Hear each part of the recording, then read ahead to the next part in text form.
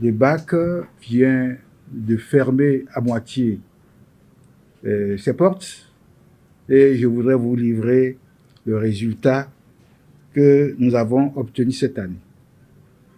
Nous avons atteint un taux de 56,93%. C'est un taux qui honore le Bénin et qui aussi prouve que des efforts louables ont été faits depuis quelques années pour booster le système éducatif de notre pays. En ce qui concerne l'Office du baccalauréat, le gouvernement a mis des moyens à la disposition de son fonctionnement.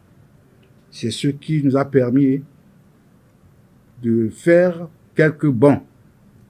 En ce qui concerne les séries, pour ce bac, la série A1 a fait 60,44%, série A2, 52,90%, série B, 66,68%, série C a percé le plafond presque avec 83,74%. Série D, qui est en quelque sorte la série qui regroupe beaucoup plus de candidats, a fait un taux de 49,59%, c'est-à-dire 50%. Série E, technique, 40,63%, série F1, 44,90%, série EA, 63,63%, série F, série F2, F3, F4 sont des séries technologiques qui ont fait un très bon score également. Donc, tout s'est bien déroulé et nous avons atteint ce taux que nous pouvons encore améliorer l'année prochaine. En ce qui concerne l'Office du baccalauréat, le gouvernement a mis des moyens à la disposition de son fonctionnement. C'est ce qui nous a permis de faire quelques bons. Vous savez que depuis quelques années, depuis 35 ans maintenant, tous les ans, la communauté internationale célèbre la journée de la population. C'est une journée qui est très importante parce qu'elle nous permet de sensibiliser les différentes communautés nationales, régionales et internationales sur les questions démographiques. Et les questions démographiques sont d'une importance cruciale pour les politiques publiques parce qu'elles affectent les individus dans leur vie quotidienne. Malheureusement, beaucoup d'acteurs et surtout de décideurs ne prennent pas en compte ces considérations-là. Et c'est pour ça qu'une fois par an, la communauté internationale a décidé de s'arrêter pour mettre les feux sur cette dynamique, cette importante situation qui affecte notre pays, notre sous-région et l'ensemble du continent. Alors pour cette édition de 2024, le thème est important parce qu'il parle de comment nous exploitons le pouvoir des données inclusives pour un avenir résilient pour tous. C'est important parce que les données, quand on ne les maîtrise pas, on ne peut pas décider. J'aime souvent rappeler que quand on sait planifier, on sait réaliser. Mais pour planifier, il faut avoir les données. Ce qui est bien, ce qui est à reconnaître, c'est que le Bénin est un des pays où nous avons déjà un peu maîtrisé la disponibilité des données et ça me permet de réfléchir sur les politiques publiques. C'est le cas aujourd'hui, nous sommes en train de travailler sur la vision 2060. C'est sur la base des données disponibles, sur la base des données qui ont été collectées à travers plusieurs enquêtes dans notre pays. Nous avons décidé depuis quelques années de faire de cette manifestation une fête tournante. L'année dernière, vous l'avez rappelé, c'était à Savès. Cette année, ce sera à Parakou, dans le Borgo. Plusieurs manifestations vont être organisées à cette occasion et des réunions importantes vont se faire autour des thèmes que j'ai rappelés tout à l'heure, de la célébration de cette année. Donc, il y aura notamment une réunion du conseil communal de Parakou qui va discuter de ce thème-là avec les cadres du ministère du Développement et d'autres acteurs qui sont impliqués dans cette réflexion-là. Il y aura aussi de la sensibilisation des couches différentes, notamment des jeunes, autour de cette problématique-là. C'est important parce que quand on parle de démographie dans notre pays, on parle surtout de jeunesse. Notre population est à 70% une population jeune. Et donc, il faut les sensibiliser, il faut les aider à identifier les problèmes auxquels ils sont confrontés et par la suite réfléchir avec eux sur les solutions qu'il faut mettre en œuvre. Et donc, cette célébration permet d'avoir ces discussions avec cette couche importante de notre population.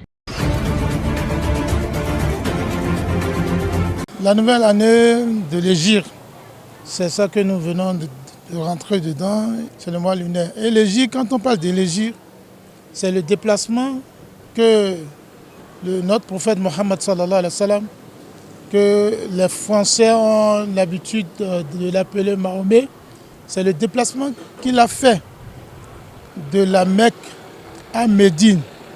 C'est ça qu'on appelle Hégire. C'est ça qu'on appelle Hégire. Donc, c'est à partir de ce moment-là que les gens ont commencé par compter le jour. Donc, le départ de Mahomet de la Mecque vers Médine, ça fait 1446 ans. Notre mois aussi, c'est 12 mois. C'est dans la sourate Tauba que nous appelons le repenti. Vous allez voir dans la sourate là où Dieu a dit que les mois auprès de lui, Inna indata shuhuri indallah isna ashara, que les mois auprès d'Allah sont au nombre de 12. Parmi les 12, il y a les mois sacrés, les mois que Dieu a sacralisés. Parmi ces mois-là, le premier mois hégirien que nous appelons Muharram, un mois sacré. Il y a le 7e mois qu'on appelle Rajab, c'est un mois sacré. Il y a le 11e mois que nous appelons Zulqa'da, c'est un mois sacré. Il y a aussi le 12e mois, le mois dans lequel les gens font le pèlerinage. Et c'est dans ce mois-là même que nous faisons la Tabaski. Donc c'est plein d'histoires. Donc nous avons également 12 mois. Parmi ces mois, nous avons 4 qui sont sacrés et un mois qui est un mois béni, que nous savons tous qui s'appelle le mois de Ramadan. L'année hégirienne qui vient de commencer, effectivement, ce que le musulman doit faire, un bon musulman, il doit faire son propre bilan. Parce que l'islam nous a conseillé de tout le temps faire le bilan. Même il y a des sahaba, c'est-à-dire les disciples du prophète Mohammed sallallahu alayhi wa sallam, que eux, chaque jour qu'ils font leur bilan, chaque jour, c'est-à-dire lorsqu'ils passent le jour et puis il fait nuit, avant de se coucher, ils font leur bilan de ce qu'ils ont fait au cours de la journée. Qu'est-ce qu'ils ont fait de bien? Qu'est-ce qu'ils ont fait de mauvais? Ils essaient de voir. Qu'est-ce que Dieu les a recommandés et qu'ils ont pu faire? Qu'est-ce qu'ils n'ont pas pu faire? Ils essaient de voir, de demander le pardon d'Allah par rapport là où ils ont failli. Et maintenant, ils s'arment du courage pour encore s'armer du courage pour faire du bien, pour continuer à faire du bien du moins. Même Dieu nous a dit dans le Coran que chaque âme n'a qu'à essayer de voir ce qu'il a réservé pour demain. Demain dont on est en train de parler, c'est le jour où il va goûter la mort. Je ne dirais pas le jour de la rétribution. Nous, nous voyons notre mort lointain, alors que la chose est proche de nous, auprès de Dieu. Donc, lorsque tu es intelligent, tu dois commencer déjà par faire ton bilan avant que la mort ne vienne. Donc c'est ça qu'on appelle un bon musulman.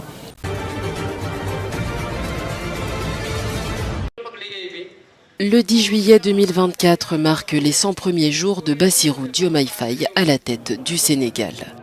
Dès le début de son mandat en avril, le président Faye a orienté sa gouvernance vers la transparence et la justice sociale.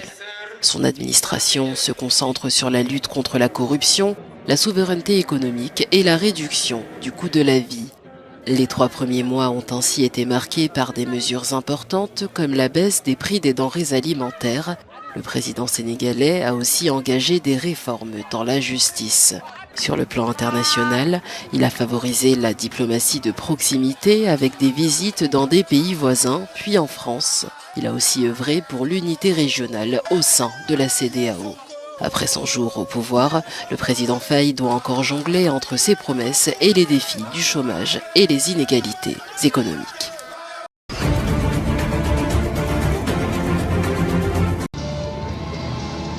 Le président camerounais Paul Biya a obtenu mardi l'approbation des législateurs pour repousser les élections législatives et locales jusqu'en 2026. Une décision que les partis d'opposition craignent car cela va compliquer leur capacité à contester l'élection présidentielle de l'année prochaine. Les législateurs du Rassemblement démocratique du peuple camerounais, de Biya, majoritaire à l'Assemblée nationale, ont voté en faveur du projet de loi prolongeant leur mandat d'1 an jusqu'en mars 2026. Les élections législatives et municipales se dérouleront après le scrutin présidentiel de 2025. Ce report a été justifié par la nécessité d'alléger le calendrier électoral selon François Ouakata-Bolvin, ministre délégué à la présidence, le pays ayant initialement prévu 4 scrutins pour l'année prochaine, y compris celui des conseils régionaux. À 91 ans, Biya est l'un des présidents africains les plus anciens. Succédant à Amadou Ahidjo en 1982, il a remporté une série d'élections, dont la dernière en 2018, marquée par des allégations de fraude de la part de ses opposants.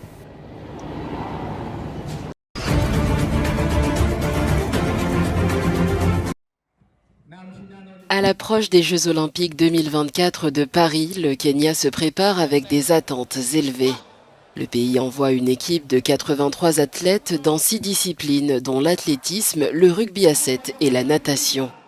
Barnaba Korir, directeur de la jeunesse et du développement de l'athlétisme au Kenya, exprime son enthousiasme pour cette équipe.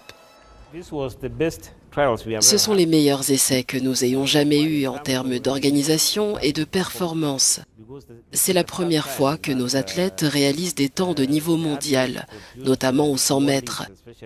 Et vous savez que cette épreuve est le joyau de l'athlétisme, ainsi que le 800 mètres. Alors pour moi, cette équipe est l'une des meilleures. Et ils sont jeunes.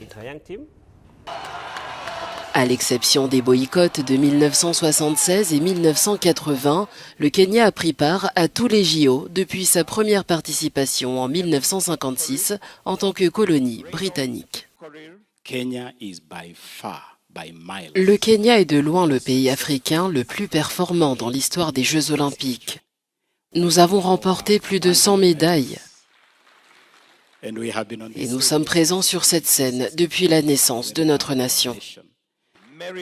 Bien que confronté à des problèmes récents comme le dopage et les tricheries sur l'âge, le Kenya reste un adversaire redoutable.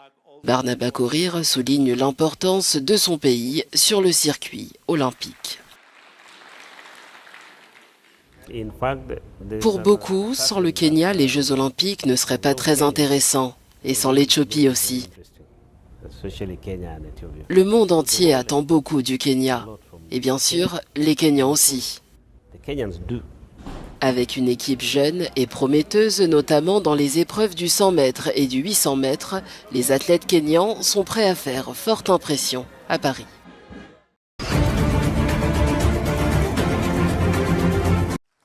Ayant presque abouti, les pourparlers de paix au Soudan du Sud se sont heurtés à des obstacles.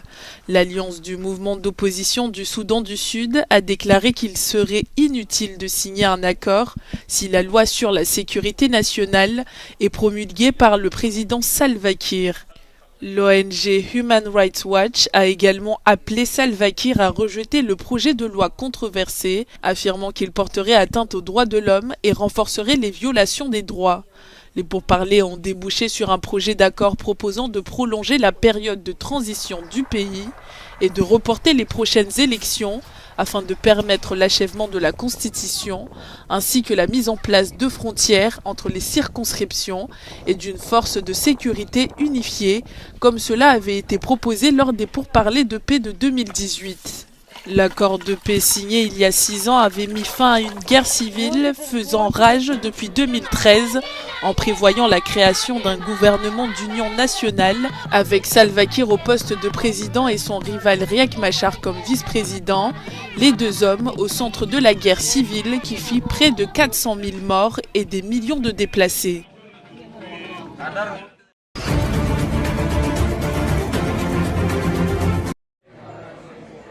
Le président chinois Xi Jinping s'est entretenu mercredi avec le président de la République de Guinée-Bissau, Umaro Sissoco Embalo, en visite à Pékin. Les deux chefs d'État ont convenu d'élever leurs relations bilatérales au rang de partenariat stratégique. Les dirigeants ont rappelé que l'hymne national de la Guinée-Bissau symbolise l'amitié profonde qui lie leurs deux peuples. Le président Xi Jinping a évoqué tout à l'heure notre hymne national, celui que nous chantons tous les jours. Il a été écrit par notre père fondateur et composé par un ami chinois. C'est quelque chose que nous n'oublierons jamais. La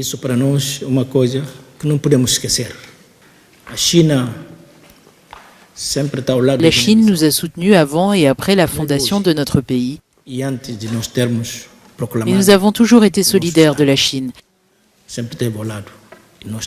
La Chine n'a pas seulement aidé la Guinée-Bissau, elle a aussi soutenu l'ensemble du continent africain.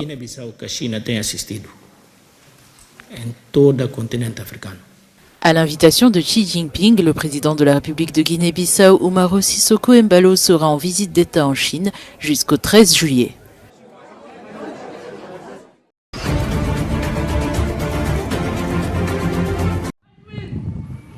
Le nord-est du Zimbabwe est actuellement frappé par une crise alimentaire majeure. Le Zimbabwe ainsi que ses voisins, la Zambie et le Malawi, figurent parmi les pays d'Afrique australe les plus sévèrement touchés par une sécheresse intense due au phénomène El Niño. Ces trois nations ont récemment déclaré l'état de catastrophe naturelle en raison des pertes agricoles massives qu'elles subissent.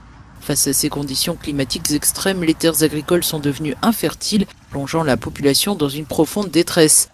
Selon le président Emmerson Mnangagwa, 7 600 000 personnes dépendent de l'aide humanitaire. Le président estime qu'un montant de 2 milliards de dollars est nécessaire pour faire face à cette situation d'urgence. En réponse à cette crise, les Nations Unies ont lancé un appel de fonds de 430 millions de dollars en juin, tandis que l'UNICEF a sollicité 85 millions de dollars pour fournir des interventions vitales. Des programmes communautaires tentent de prévenir la malnutrition dans les villages en distribuant du porridge aux enfants. D'après l'UNICEF, la sécheresse affecte principalement les enfants de moins de 5 ans ainsi que les femmes enceintes ou allaitantes.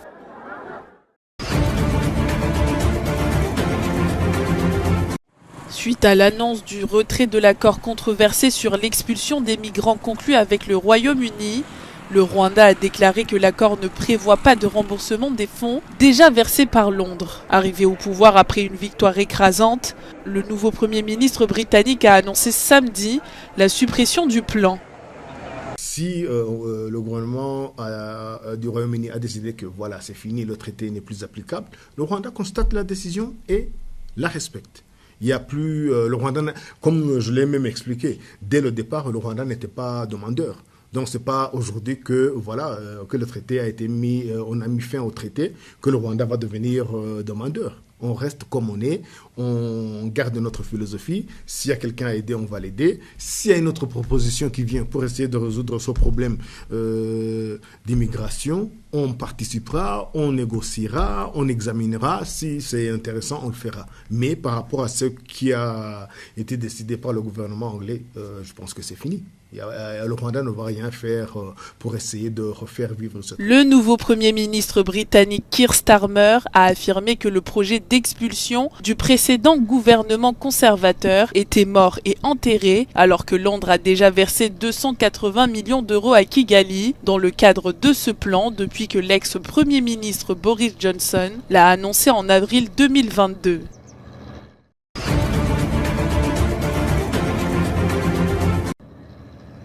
Une tragédie s'est déroulée mardi au large de la ville côtière de Sesme, en Turquie. Un radeau de sauvetage transportant des migrants a percuté des rochers, entraînant la mort de 7 personnes. Suite à un appel de détresse, la garde côtière turque est parvenue à secourir 19 personnes. Et selon le ministère de l'Intérieur, Ali Yerlikaya, une personne reste encore portée disparue. Les équipes turques ont depuis mobilisé un hélicoptère, 4 navires et des plongeurs pour continuer les recherches. Les survivants, eux, blâment les autorités grecques pour les avoir abandonnés près des eaux turques. Notons que ces accusations s'inscrivent dans un contexte de tension entre les deux pays. La Turquie accuse la Grèce de pratiquer des pushbacks, soit des expulsions sommaires de migrants sans accès aux procédures d'asile.